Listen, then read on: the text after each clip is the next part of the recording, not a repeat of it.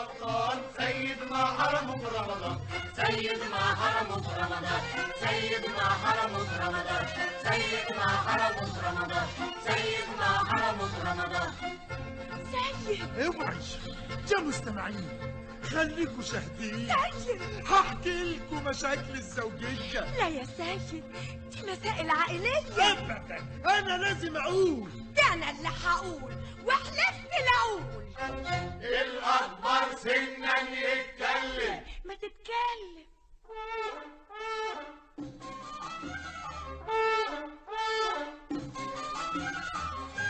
في السكة نسمع 1000 كلاكس، تاكسات ما بنقولش قليلة، بس اللي مرة يوقف تاكس الناس بيدوله بطولة.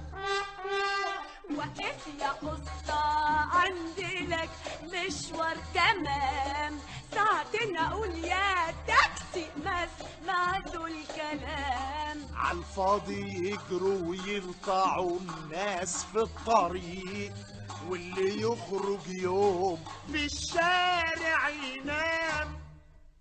هنروح ازاي دلوقتي؟ كام تاكسي فات واحنا شاورنا. اديكي شفتي وصدقت. في اي سواق عبرنا؟ طب ودي واقفة؟ يعني بنداها، دي حاجة تفلق وتحير. انا عايزة اقول نتمشاها. لو بس مشوارنا قصير. استنى، في تاكسي مهدي، اجري اجري الحقه. يعني اجري وراه؟ بيفوت بسرعة وبيعدي. وهنعمل ايه؟ امرنا لله. دقيقة واحدة ملحق ده. استنى. فين ده؟ استنى على بعد شوية. رجعت ليه؟ ايه، حد ندهله؟ هقول لك استنى عليا. بصي، بقول له وصلنا الدقي، عايز ياخدنا المطرية. ده باين له سواق دمه خفيف. لا، من حتى رحت في مرة كمان القصر زور واحد عيان، وخرم السواق في بولاق ولف بيا من حلوان. مش يبقى من حق الركاب تقول له خش شمال ويمين؟ ده قبل ما بيفتح لي الباب لازم يحقق رايحين فين. التاكسي بقى زي الاتوبيس شغال على خط معين. ما يعلقوا بقى يافطة عليه ويفهمونا طريقه منين. طب والمهم؟ راح اعمل ايه؟ نستنى في السكة لبكرة ولا ناخدها كعابي؟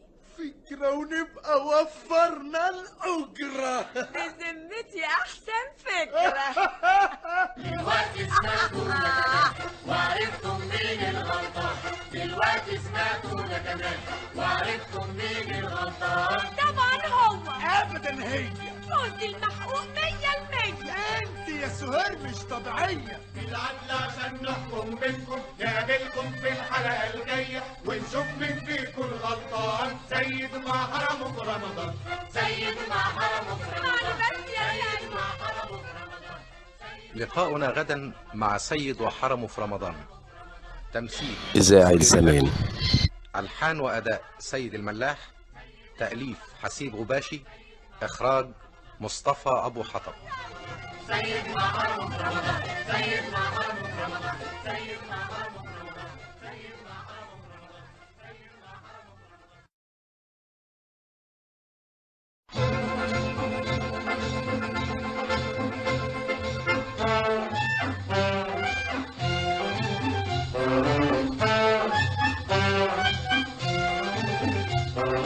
سيد ما حرمه في رمضان، نوادره بأشكال والوان.